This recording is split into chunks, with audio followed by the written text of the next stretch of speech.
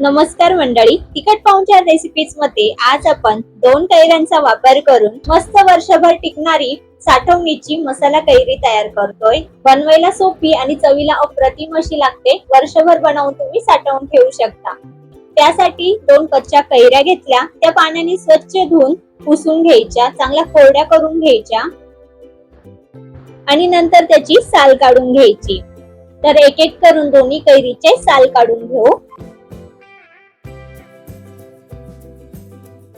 तर ही मसाला कैरी तुम्ही प्रवासामध्ये किंवा जेव्हा पित्ताचा त्रास होतो त्यावेळेस तर तो त्रास कमी करण्यास ही मसाला कैरी नक्कीच फायदेशीर ठरते।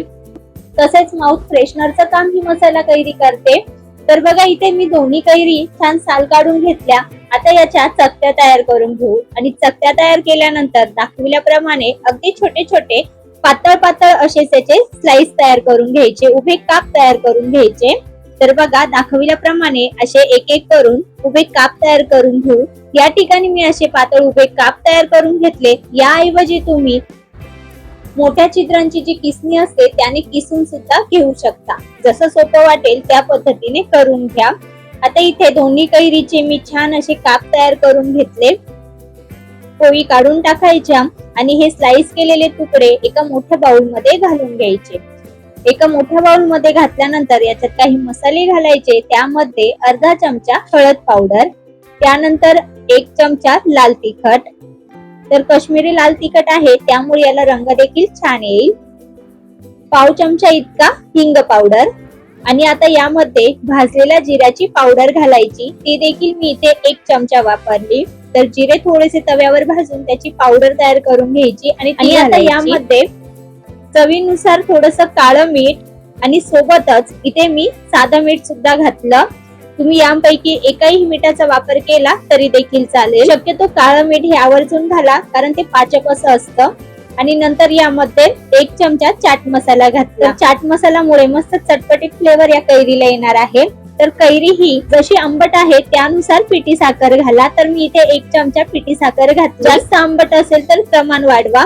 आता घातलेले सर्व साहित्य हे व्यवस्थित असे हाताने चांगले चोळून या कैरीला लावायचे। तर चांगलं हे मिक्स करून घ्यायचं, म्हणजे कैरीमध्ये सर्व फ्लेवर हे मसाल्यांचे छान उतरतील। बघा, तर सर्व चांगलं मिक्स करून घेतलं। आता यावर झाकण ठेवायचं आणि फक्त 10 ते 15 मिनिटांसाठी, तर साधारणपणे 10 मिनिटं जरी ठेवलं तरी देखील चालेल। 10 मिनिटात तुम्ही बघू शकाल कैरीला थोडंसं पाणी सुटलेलं आहे आणि मसाले सुद्धा चांगले मिक्स झालेले आहे। मीठ घातल्यामुळे याला पाणी सुटलं आणि मसाले सुद्धा छान असे एकजीव झाले बघा। तर असेच हे मसाले चांगले एकजीव लागले पाहिजे, याकरिता हे 10 मिनिटं तरी झाकून ठेवायचं। आता पाहता क्षणीच तोंडाला छान पाणी सुटलंय बघा। तर ह्याच पद्धतीने हे करून घ्यायचं आणि पुन्हा एकदा चांगलं मिक्स करून घ्यायचं। आणि आता काय करायचं, एखादी प्लेट किंवा अशी मोठी परात घ्या आणि त्यामध्ये एक एक या कैरीचा स्लाइस ठेवा। दाखविल्याप्रमाणे अशी एक एक करून थोड्या थोड्या अंतरावर ह्या कैरीच्या स्लाइसेस ठेवून घ्यायच्या। तर बघा, इथे मी एक मोठी परात आणि एका प्लेट मध्ये हे ठेवून घेतलं आणि आता ह्या प्लेटी आपल्याला उन्हामध्ये सुकवून घ्यायच्या आहे। तर एक दिवस मी ह्या उन्हात न ठेवता गॅलरी मध्ये सुकवून घेतल्या, कारण ह्या ओल्या असतात, यावर धूळ बसायची शक्यता असते। किंवा तुम्ही कडकडीत उन्हामध्ये यावर झाकण ठेवून पातळ कपडा घालून त्या उन्हात देखील ठेवू शकता, म्हणजे त्याला धूळ लागणार नाही। आणि दुसऱ्या दिवशी मी ह्या व्यवस्थित अशा उन्हामध्ये सुकवून घेतल्या। बघा, मस्त कुरकुरीत झालेले आहे। हातात घेतल्यानंतर अजिबात त्याचा मसाला हाताला लागत नाही, अशाच इतपत ह्या सुकवून घ्यायच्या। बघा, तर अगदी साध्या सोप्या पद्धतीने वर्षभर टिकणारी साठवणीची मसाला कैरी इथे आपण बनवून घेतली। ही मसाला कैरी तुम्ही हवाबंद डब्यामध्ये भरून ठेवू शकता, वर्षभर छान टिकते, अजिबात खराब होत नाही। 2 कैरीपासून भरपूर असा हा कैरीचा मुखवास तयार झालेला आहे आणि जेव्हा पाहिजे तुम्ही अगदी याचा छोटासा तुकडा जरी तोंडात घातला तरी तुम्हाला फ्रेश असं वाटणार आहे। तर नक्की तयार करून बघा।